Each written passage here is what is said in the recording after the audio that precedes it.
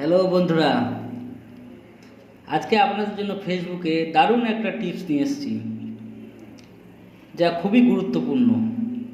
আজকে আলোচনা করব এই মিডিয়া সম্বন্ধে, এর কাজ কি, কয়েকটা সেটিং আপনাদের দেখাবো। আশা করি আপনাদের ভালো লাগবে। তো চলুন শুরু করি। প্রথমে চলে যাব আমার ফেসবুকে যাওয়ার পরে থ্রি ডটে ক্লিক করব। থ্রি ডটে ক্লিক করার পরে সেটিংয়ে ক্লিক করব। এই সেটিংয়ে ক্লিক করে আমরা চলে যাব ডাইরেক্ট মিডিয়া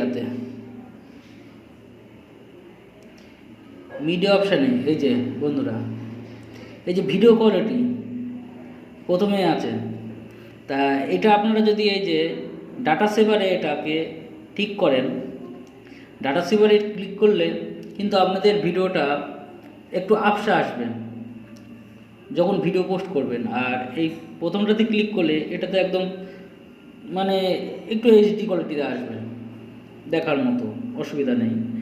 আচ্ছা, এখানে ভিডিও প্লেব্যাক এই সম্বন্ধে একটু বলবো। এই যে on mobile data and wifi, এটা দরকার নেই। অন ওয়াইফাই অনলি, এটার প্রয়োজন নেই। এই যে আপনারা এখানে নেভার করে দেবেন, আমার নেভার করা আছে, নেভার করে দেবো। এবার ভিডিও কোয়ালিটির সম্বন্ধে একটু আলোচনা করব, সিন সম্বন্ধে। এখানে হচ্ছে video start with sound on, এটাকে আপনারা অন করে দেবেন। তাহলে আপনারা যখন ভিডিও বানাচ্ছেন সাউন্ডটা একদম ক্লিয়ার আসবে। আমি অন করে দিচ্ছি। আচ্ছা, এখানে একটা 3D অপশন আছে, আপনারা যারা ফটো ছাড়েন 3Dতে চাইলে এটা অন করে নিতে পারেন। এখানে আছে আর একটা always share reels and storage, এটা আপনি চাইলে অন করতে পারেন। আমি বন্ধ করে দিচ্ছি। আচ্ছা, always share video and storage, এই যে আপনারা ভিডিও পোস্ট করেন যখন ফেসবুকে গিয়ে দেখবেন, এটা কিন্তু অটোমেটিক স্টার্ট হয়ে যাবে।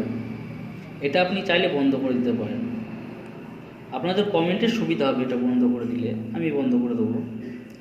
আচ্ছা, সাউন্ড দিস অ্যাপস, এটা আপনারা অন করে দেবেন।